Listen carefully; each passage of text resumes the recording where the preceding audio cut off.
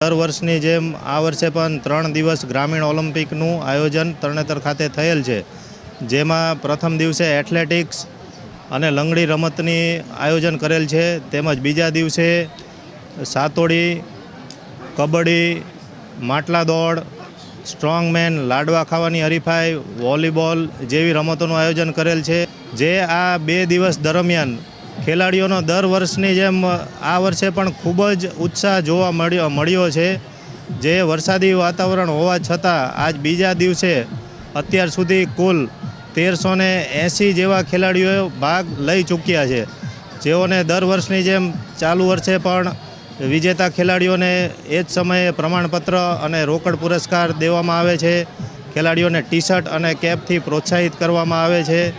જે આ તમામ આયોજન સ્પોર્ટ્સ ઓથોરિટી ઓફ ગુજરાત દ્વારા ચાલુ વર્ષે પણ કરેલ છે.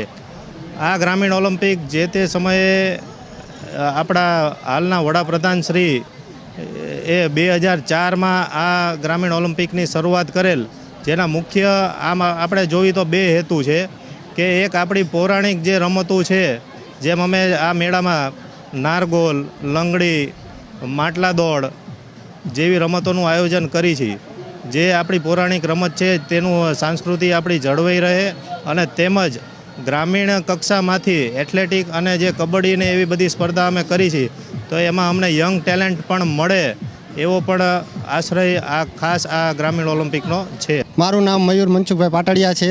અહીંયા કણે અમે નારગોલમાં ભાગ લીધો હતો. અહીંયા બધી વિવિધ રમતો રમાય છે, કબડ્ડી, નારગોલ, બધી અનેકો રમતો રમાય છે, અને અહીંયા કણે બધી જૂની બધી રમતોની યાદ આવે છે, અને અહીંયા બહુ આનંદ મળે છે. અહીંયા કણે આયોજન બહુ જ સારું છે અહીંયા કણે, અને સ્ટાર ગોલમાં અમે વિનર થયા છીએ.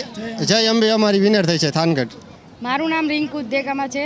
હું સુરેન્દ્રનગરથી આવી રહી છું. એમપીસા આર્ટ્સ કોમર્સ કોલેજ દ્વારા અમે ટીમ લઈને આવ્યા છીએ. અમારી ટીમનું 3ય સ્થાન છે. ગ્રામીણ ઓલિમ્પિક્સમાં અમને ખૂબ જ સારી સુવિધાઓ પ્રાપ્ત થઈ છે. સ્પોર્ટ્સ ઓથોરિટી ઓફ દ્વારા અમને ઘણું બધું અહીંયા સુવિધાઓ અને સગવડતાઓ ખૂબ સરસ લાગી, અને આના દ્વારા અમને પ્રોત્સાહન મળે છે કે હજુ બી આગળ જઈ શકીએ છીએ.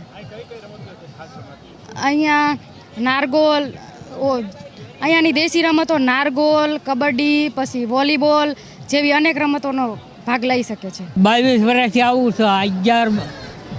11 દાળ મેં લીધું.